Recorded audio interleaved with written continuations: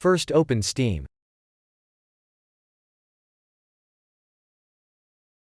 Click on Steam. Click on Check for Steam client updates. Wait for your client to be updated. If for some reason you can't update Steam, click on Steam. Click on Exit. Right-click your Steam shortcut. Click on Properties. Open the Compatibility tab. Select Run this program as administrator.